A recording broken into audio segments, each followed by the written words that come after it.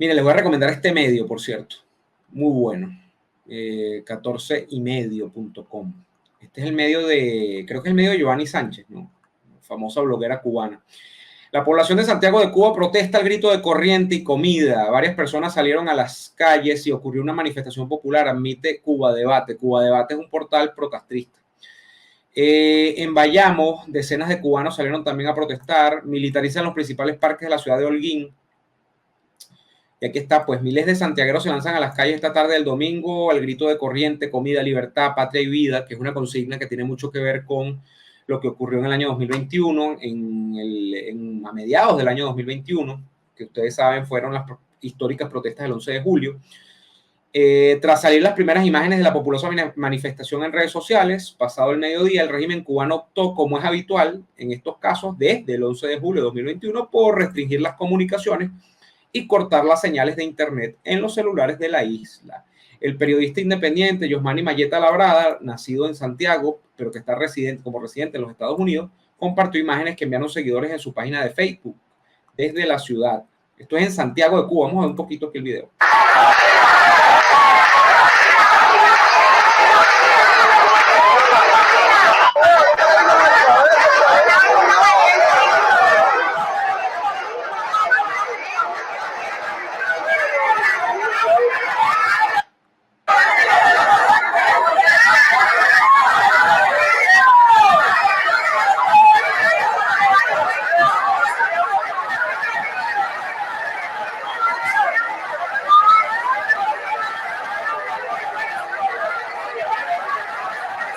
Bueno, esto es Santiago de Cuba. Aquí hay otro.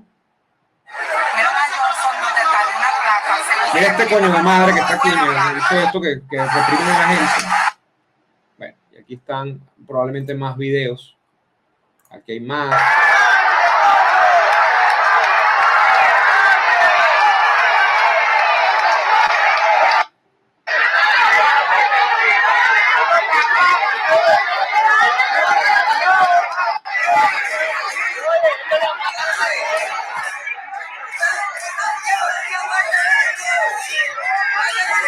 En fin, ustedes pueden ampliar eso en la página, repito, 14ymedio.com, se las recomiendo mucho. Esto es una página que se hace para Cuba, es una página cubana.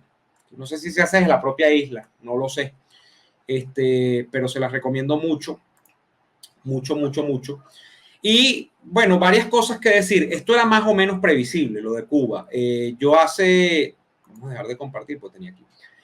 Yo hace un par de días escribí justamente un artículo porque ¿qué ha pasado en Cuba desde el 11J hasta ahorita? En Cuba, desde el 11J lo que ha habido es más presos. Presos.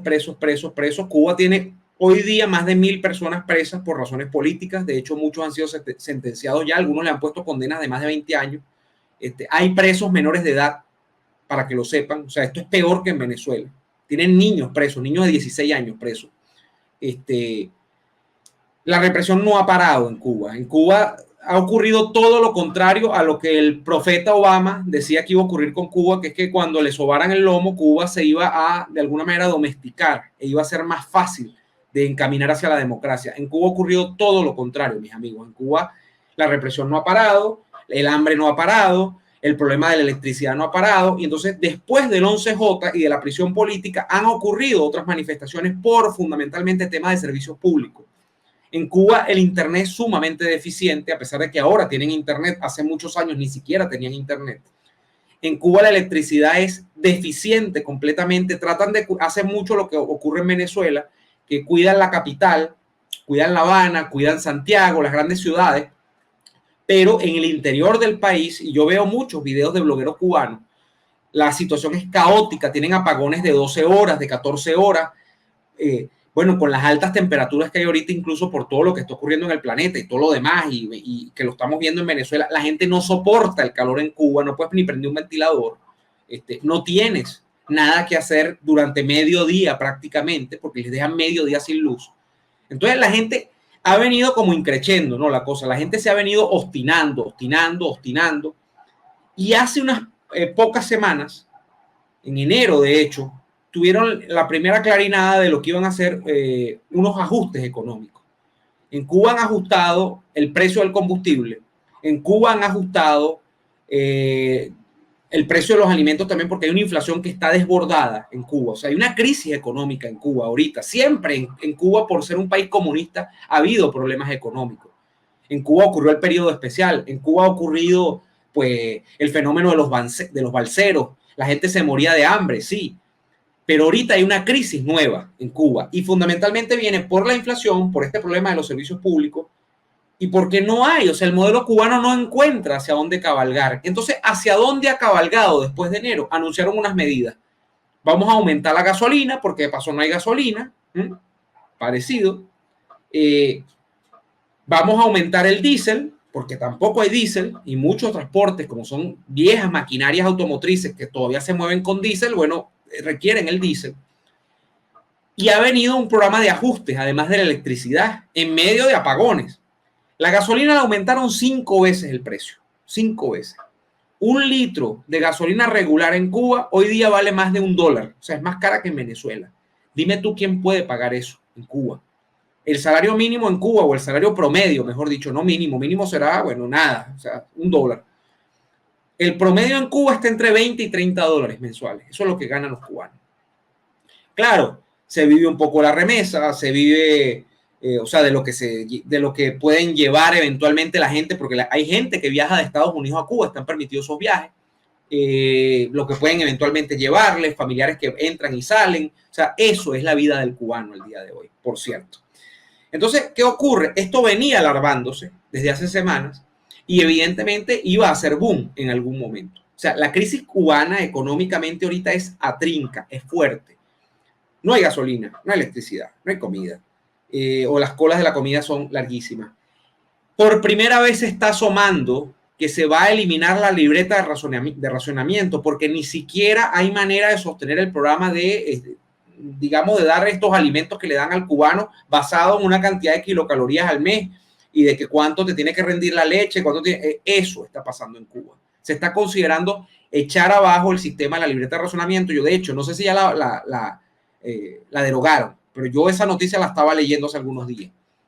Otra, Cuba hace 2 semanas le tuvo que pedir a la ONU que le mandara leche en polvo. No tenían cómo sostener la estructura educativa en términos nutricionales. Es decir, los niños de 5, 6, 7, 8 años no tenían cómo garantizarle la leche en los colegios.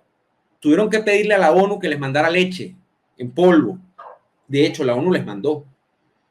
Primera vez, amigos, en 65 años que tiene la dictadura cubana, que van a la ONU y reconocen que tienen un problema de nutrición infantil, que no tienen cómo darle leche a los niños en las escuelas y que necesitaban que la ONU a través del Programa Mundial de Alimentos les mandara leche para los niños en las escuelas. O sea, lo de Cuba no es cuento, lo de Cuba es complicado, lo de Cuba probablemente pique y se extiende hasta un punto que no sabemos cuál va a ser.